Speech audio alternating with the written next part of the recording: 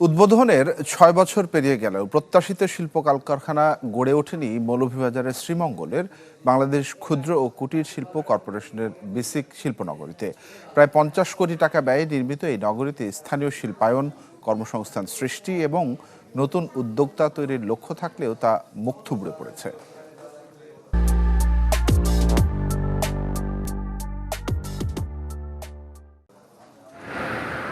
মৌলভীবাজারের শ্রীমঙ্গল উপজেলার বিসিক শিল্পনগরী এখন অনেকটাই নীরব।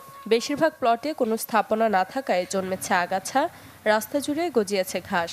ব্যবহার না হয় নষ্ট হয়ে যাচ্ছে প্রশাসনিক ভবন। স্থানীয়দের অভিযোগ, দ্রুত শিল্প কারখানা চালু না করায় তৈরি হচ্ছে না নতুন কর্মসংস্থান। বিসিক যদি আরো ভালো উদ্যোগ নেয় যে আমি উদ্যোক্তা এখানে বাড়াবো, তাইলে নেওয়া সম্ভব, কোনো সমস্যা নাই। এখানে কারেন্ট, গ্যাস এবং পানির পর্যাপ্ত ব্যবস্থা না থাকার কারণে হয়তো সেইভাবে কাজ করার সুযোগ আগে হয়নি। উদ্যোক্তারা বলছেন, প্লটের উচ্চ মূল্য, প্রয়োজনীয় গ্যাস বিদ্যুৎ না থাকায় করা যাচ্ছে না বিনিয়োগও। রয়েছে পদ্ধতিগত জটিলতাও।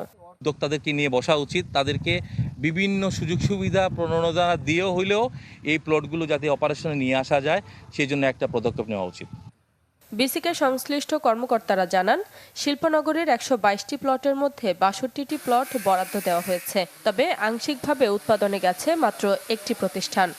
গ্যাস, কারেন্ট, পানি, এই যে সমস্যাগুলো আছে, এগুলো যদি যারা উদ্যোক্তা যারা কাজ শুরু করবেন তাদের যখন যেটার প্রয়োজন হবে, ওই জিনিসগুলো, সংশ্লিষ্ট বিষয়গুলো তখন তাৎক্ষণিকভাবে এগুলো সমাধান করে দেওয়া হবে।